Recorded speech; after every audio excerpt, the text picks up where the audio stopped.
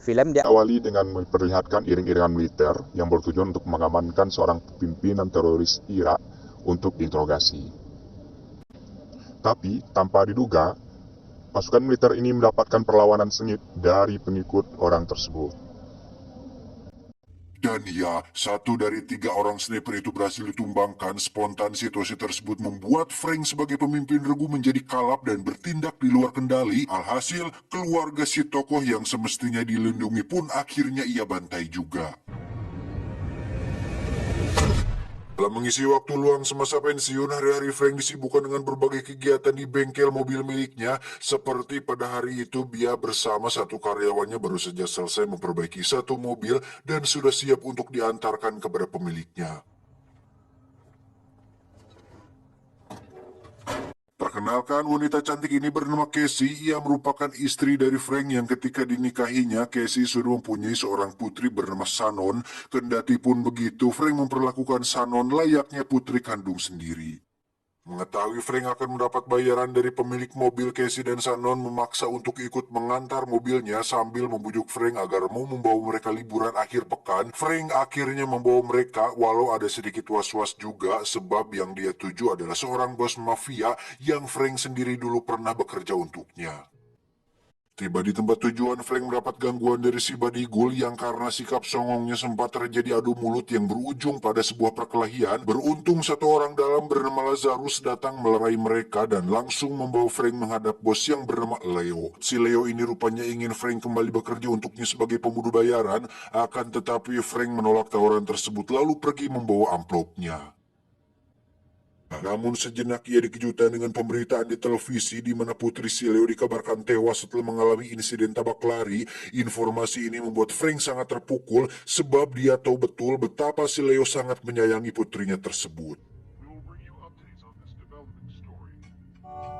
Tak lama setelah itu datanglah Lazarus berikut 2 orang pengawalnya yang tujuan kedatangan mereka adalah menyampaikan perintah agar Frank mau membereskan pelaku yang telah menyebabkan putrinya tewas.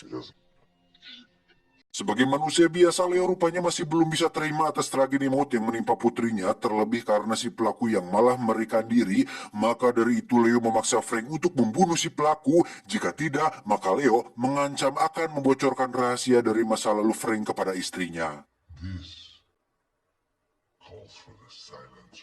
Alhasil dengan terpaksa Frank pun menyanggupi permintaan bos Leo. Di sisi lain Lazarus yang sudah mengantongi data lengkap si pelaku langsung menyerahkannya sekaligus meminta Frank segera bergegas menjalankan tugas tersebut. Dari data yang ada, Frank berhasil mengusut jejak keberadaan si pelaku dengan cukup mudah. Artinya 99% Frank akan mampu mengeksekusinya sebelum ia menyerahkan diri kepada kepolisian setempat. Namun setelah mengetahui posisi target sedang bersama keluarganya, seketika itu pun Frank teringat detik-detik saat pembantaian pada 10 tahun silam. Bayangnya itulah yang kemudian membuat Frank terjebak dalam dilema sampai akhirnya ia memutuskan untuk membiarkan si pelaku hingga tak lama pihak kepolisian pun datang untuk menangkapnya. Sayang apa yang barusan Frank lakukan terhadap si pelaku terpantau oleh salah satu anak buah si Lazarus dan beritanya pun sampai kepada bos Leo yang karena hal tersebut Lazarus dipaksa Leo turun tangan untuk memburu keduanya. Sementara itu di tempat kediamannya Casey dikejutkan dengan suara dering telepon yang diyakini itu adalah panggilan dari Frank. Namun karena khawatir terjadi apa-apa lantas ia pun memeriksa keadaan di sekitarnya terlebih dahulu. Lalu tiba-tiba karena merasa terancam, Casey kemudian berupaya untuk membela diri, sekalipun itu tak membuahkan apapun kecuali hanya membuat Lazarus semakin marah saja dan bereaksi seperti ini.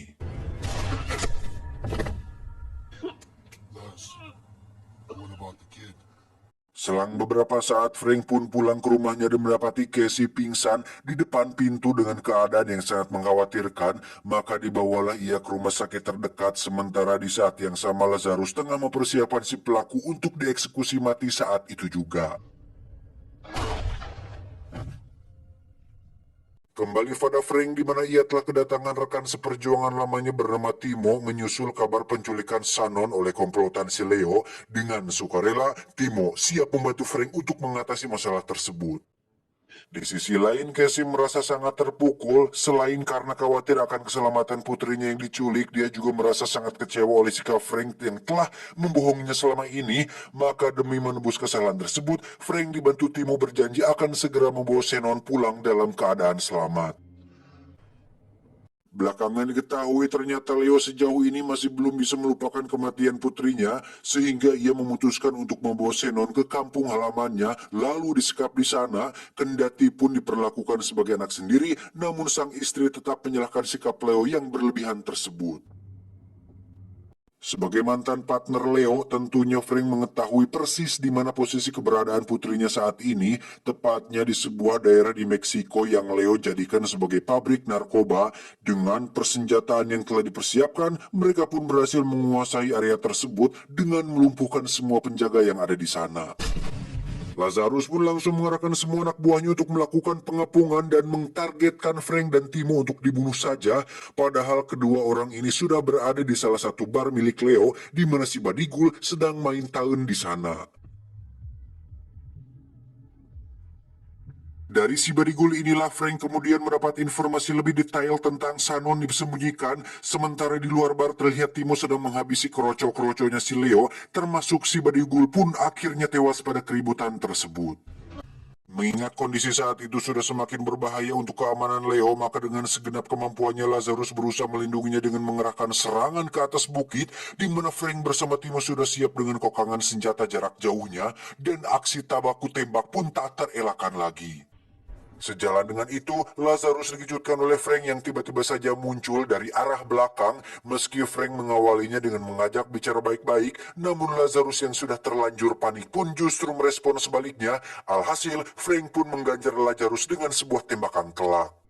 Nasib naas juga dialami oleh Timo di mana rupanya aksi baku tembak tadi telah melukai tubuhnya juga. Di tengah kondisi seperti itu, ia masih berusaha agar Frank segera menemui Shannon, karena jika tidak, maka dalam sekejap Leo akan membawanya kabur dari sana.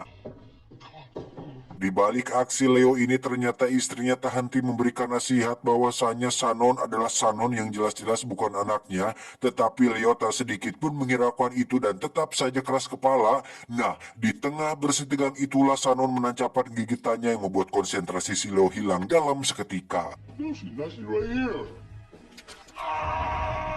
Dengan itu maka terbukalah kesempatan Frank untuk melumpuhkan si Leo, yakni dengan sebilah pisau yang berhasil dilesahkan tepat mengenai jantungnya dan ia pun tewas. Usai melewati liku perjalanan cukup melelahkan, Frank pun akhirnya bisa menepati janji terhadap sang istri, yaitu membawa Shannon pulang dalam keadaan selamat. Dari situ maka keluarga ini pun kembali berjalan rukun seperti sedia kala. Di akhir cerita, Frank berikut Timo dibawa ke grup curhat yang dikelola oleh Casey. Tampaknya Frank sekarang sudah bisa mulai lepas dari bayangan di masa lalunya dan mencoba memulai kehidupan yang baru.